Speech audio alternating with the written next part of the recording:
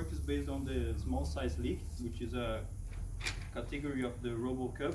It has one of the most dynamic games due to the high speed of the robots, and because of that, every team has to use a really good path planning algorithm to avoid collisions between robots. Some of the most used algorithms are the A-star and the rapidly exploring random trees. This work, it aims to compare both of them and decide which have a better performance when applied to our environment. The A-star is a deterministic algorithm based on the evaluation function. It evaluates the cost G and the heuristic to reach its goal. And it always needs some kind of representation of the environment you're working on. Here we have an example on the A-star working on a grid. You can see the cost values G, which will increase as you traverse the graph, and the heuristic which will diminish as you get closer to the goal. For the path planning application, it is mostly used in grid maps, but it can work faster when applied in a graph, which is what we did. For the modeling of the environment, we have used a dynamic visibility graph, which is, it models the environment by connecting every vertex which doesn't have a collision between them. And the dynamic part is that it only uses the space that the robot will have to go through. So it doesn't try to connect the vertices that are behind the robot in this case. You can see the vertices the robot can transverse.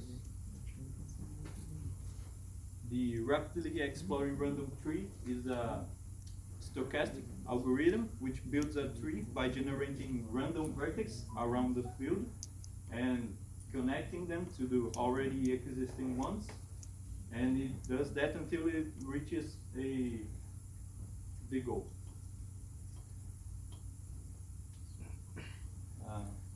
As I said before, the objective is to compare the A-star combined with the dynamic visibility graph against the rapidly exploring random trees. We will evaluate the computational time, the path length of each path, and the distance from the opponents, which in this case is the orange lines, the distance of the path. We have made 3 different experiments, one static, where all the objects on the field are static, and there is a fixed goal and starting point. The dynamic has a moving obstacles on the field, and the random has the moving object, and the start and goal point will be randomly selected. And for each experiment there were 2,000 samples. For the computational time, we can see here the box plot. We can see that the comparison was done to compare how faster the A-star was to the RRT. So if the graph says 0%, it means that they had the same time to find a path. In this case, we can see that for the static test, the A-star was mostly above 0%, so most of the times it was faster. And for the other test, we have some samples that show that it performed slower. But for the static test, only 3.3% of the samples show that A-star was slower, 5.55% and 15.55% for the other tests respectively. The path length is the same thing. It compares how shorter the A-star path was to the RRT. So for the static test, we see that it was always shorter. For the dynamic test, we have 30.65% of the path being longer, and for the random test, we have 25.35% of the paths generated by the A-star being longer. In the distance from opponents, it's also the same thing. We see how closer the A-star path was to the opponents, and in this case the A-star performed a little bit worse.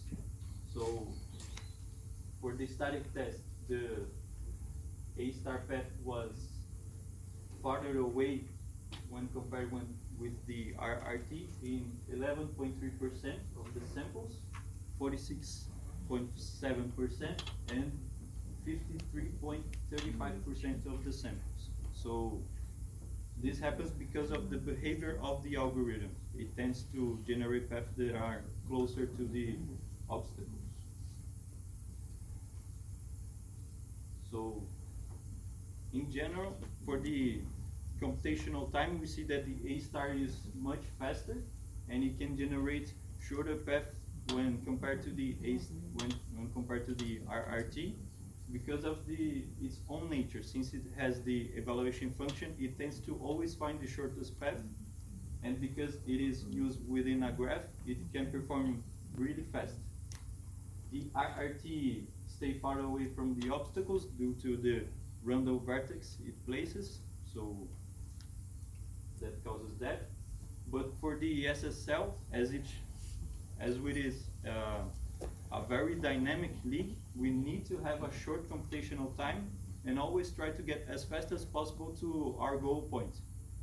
So because of that, the conclusion is that the A star compared with the dynamic visibility graph was faster than it was, a better choice than the RRT. That's it. Okay. Any questions? Okay. Any questions? No? Oh, there's a question here. Just one curiosity here. Are you considering also the boundaries of the playing field as an obstacle in this, or? Yes and no. The RRT is bound to not generate points out of the field, Okay. and the graph doesn't try to connect the vertex of the field. So the only obstacles are our robots from our team, the opponents, and sometimes the ball. Depends on the situation. So if you have a robot that is near to the wall, probably you can hit the wall if you want to try to go through the robot and the wall. Yes. Let me get back here. Here. Because example, we always zero, transverse using the vertex, which are created around each object. So if the object is near to the end of the field, it will not generate these vertices. So if we have 10 vertices here, but the robot is close to the end, it would only generate those who are inside the field. Okay. So the robot doesn't try to get out. Any other question? How did you model the robots in the visibility graph? It's basically a polygon which we define the angle which we want each point. So we use, I think, 30 degrees, so it's like 8 points around each object. Okay, that's it. Thank you.